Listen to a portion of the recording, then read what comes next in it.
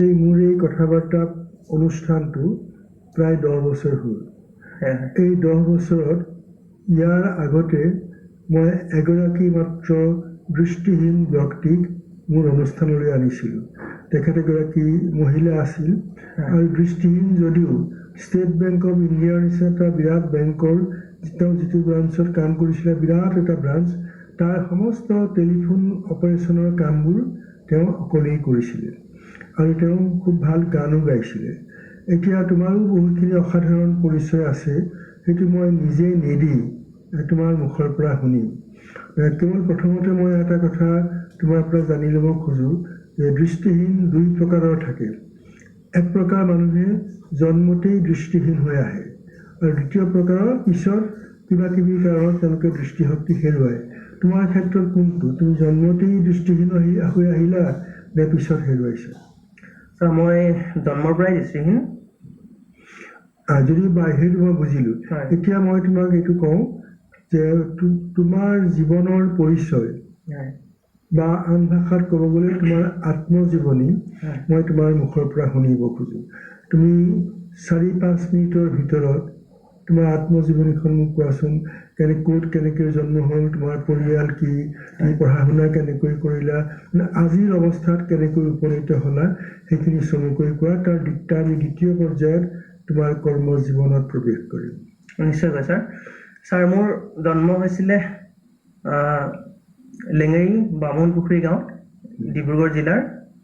আৰু মোৰ মাৰ নাম বীণা গগৈ আৰু দেউতাৰ নাম শ্ৰীযুত ভোগেন গগৈ। আৰু মোৰ ভাইটি ভণ্টি আছে। আৰু মোৰ স্কুলীয়া জীৱন আৰম্ভ হৈছিলে মোৰ 5.5 বছৰৰ পৰা মই স্কুলীয়া শিক্ষা আৰম্ভ কৰিছোঁ মৰাণ জনমংগল আদৰ্শ দৃষ্টিহীন বিদ্যালয়। দৃষ্টিহীন বিদ্যালয়ত কৰিছিলোঁ। মৰাণ জনমংগল আদৰ্শ দৃষ্টিহীন বিদ্যালয়। আৰু তাৰে পৰা মই 2004 চনত মেট্ৰিক পাছ কৰিছোঁ। আৰু মেট্ৰিক কোন ডিভিজন পালা? মেট্ৰিক মই 2য় বিভাগ আছিলে ছাৰ। তাৰপিছত মই 2004 চনতে মৰাণ মহাবিদ্যালয়ত নামভৰ্তি কৰিছিলোঁ। আৰু তাৰ পৰাই 2010 চনত মই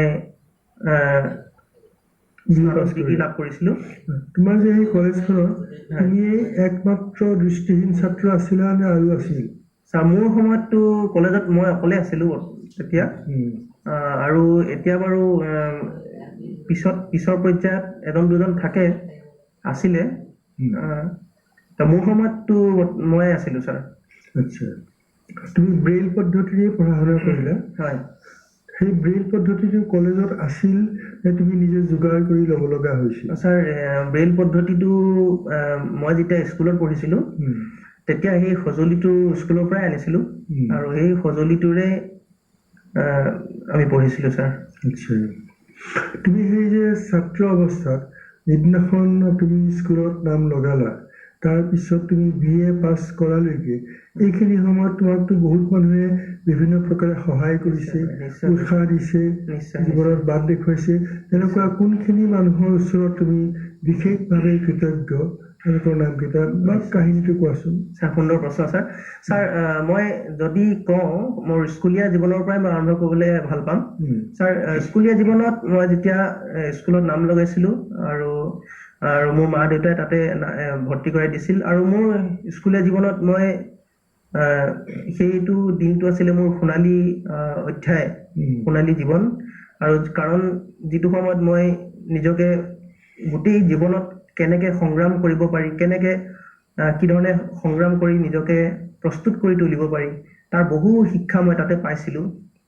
কাৰণ মই যেতিয়া স্কুলত নামভৰ্তি কৰাই দিছিলে মোক, তেতিয়া মই 5.5 বছৰ বয়স আছিল মোৰ, অতি সৰু ল'ৰা।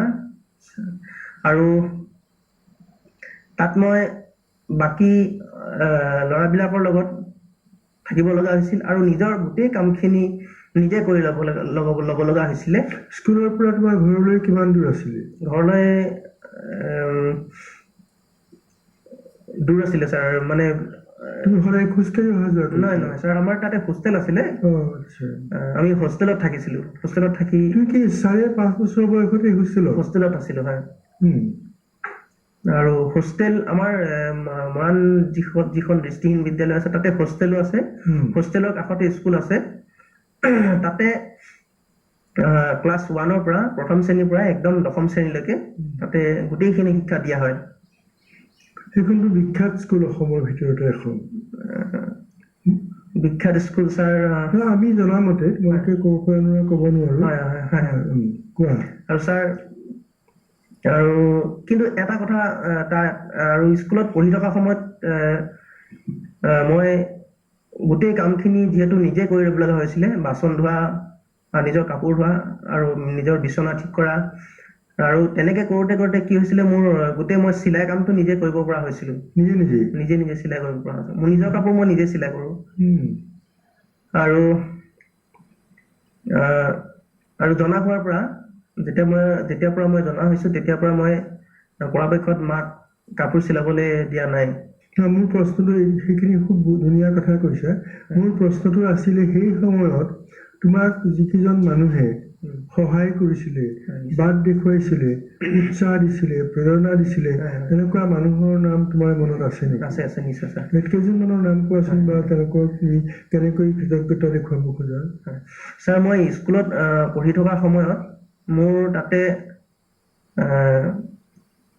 কেইজনমান ব্যক্তিৰ নামটো মই নিশ্চয়কৈ মই ল'ব লাগিব। তেওঁলোকৰ ভিতৰত আমাৰ হোষ্টেলৰ যিগৰাকী ছুপাৰিনটেণ্ডেণ্ট বাইদেউ, মীনা চুতীয়া বাইদেউ, তেখেতে বাইদেউ যথেষ্ট মৰম কৰিছিলে। তাৰপিছত মোৰ সেই বিদ্যালয়ৰ এজন বৰ প্ৰিয় শিক্ষক আছিলে, এতিয়াও আছে তেখেত হ'ল ৱাৰ্গিছ চিৰাকল ছাৰ। তেখেতৰ যিখিনি কৰ্ম আছিলে, তেখেত বৰ যুক্তিবাদী এজন শিক্ষক আছিলে, আৰু সকলো কথা তেখেতে যুক্তিৰে বিবেচনা কৰি চাইছিলে। তেওঁৰ নাম কি? তেখেত ৱাৰ্গিছ চিৰাকল। ৱাৰ্গিছ চিৰাকল। আৰু ছাৰ, সেই মই যেতিয়া স্কুলত আছিলো, সেই তেতিয়া সময়তে আৰু মোক মৰম কৰা দুগৰাকীৰ নাম মই ল'ব লাগিব। তেখেত আছিলে অইল ইণ্ডিয়াৰ কৰ্মৰত, সেই সময়ত অইল ইণ্ডিয়া লিমিটেড কৰ্মৰত নৱজ্যোতি ভূঞা ছাৰ আৰু ৰীতা দাস বাইদেউ। তেখেতলোকৰ নাম মোৰ মনত পৰে, এতিয়াও মনত আছে। আৰু তাৰপিছত নৱজ্যোতি ভূঞা যে এতিয়া আমাৰ কৰোণা ধাৰাৰ লগত জড়িত, জানা তুমি? লগ পাইছা? তেওঁ তোমাক সহায় কৰিছিল? তেখেত বহুত মৰমীয়াল আছিলে, আৰু মনত আছে, আৰু তেখেতৰ মনত আছে। তাৰপিছত ছাৰ, আৰু এগৰাকী মোৰ গুৰু, সংগীতৰ যিগৰাকী গুৰু, তেখেত স্বৰ্গীয় অৰেন্দ্ৰ কুমাৰ ব্ৰহ্মণ। আৰু তুমি সংগীত চৰ্চাও আৰম্ভ কৰিলা নেকি? তাতে মই আৰম্ভ কৰিছিলো। আৰু অৰেন্দ্ৰ কুমাৰ ব্ৰহ্মণ তেখেতো দৃষ্টিহীন আছিলে, আৰু তেখেতৰ আশীৰ্বাদত এখন মই হাৰমনিয়াম পাইছিলো ছাৰ। তেতিয়াই হাৰমনিয়াম পোৱাৰ ঘটনাটো এনেকুৱা হ'ল, আমাৰ স্কুলতে এটা প্ৰতিযোগিতা হৈছিলে, আৰু সেই প্ৰতিযোগিতাত যিজনে প্ৰথম পাব, মানে শ্ৰেষ্ঠ হ'ব, তেখেতকে হাৰমনিয়ামখন দিয়া হ'ব বুলি ঘোষণা কৰিছিলে ৰাজমাহী বাগানৰ এগৰাকী বাইদেৱে। আৰু তেতিয়া ছাৰে মোক গাইড কৰিছিলে, অৰেন্দ্ৰ কুমাৰ ব্ৰহ্মণ ছাৰে। হয়, তেখেতে শিকাইছিলে, আৰু তেখেতে শিকাই দিয়া যি ৰাগ আছিলে, সেই ৰাগ গাই মই গোটেই স্কুলৰ ভিতৰত প্ৰথম হৈছিলো। সেই ৰাগটো মনত আছে নে এতিয়া? ৰাগটো আছে। এইটো ভূপালী ৰাগ গাইছিলো ছাৰ মই। অলপ দুটামান কলি গাই দিব। ভূপালী, এইটো ছোটা কিয়া হয়, অকমান গাই দিওঁ ছাৰ। तुम सना जीना बोलो पियरवा, तुम सना जीना बोलो पियरवा, बोरन सोने न मिला बात हो, हमसे करो न करार, तुम सना जीना बोलो पियरवा, तुम सना गेना करे गरो कछु बन नहीं आवत, करे करो कछु बन नहीं आवत, ऐसो दीतल करुआ तोरे हमसे करुणा कर रार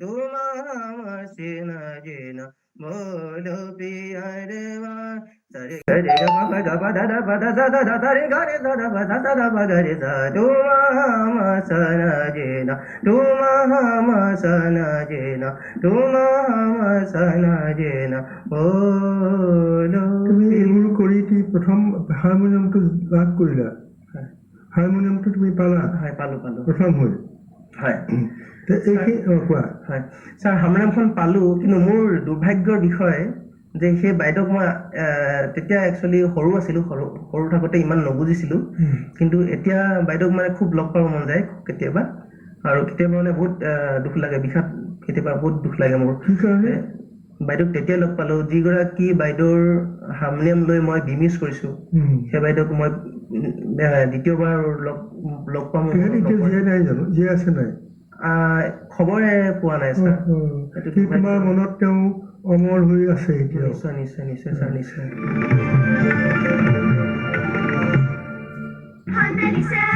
Kaffa, kolera, fogo de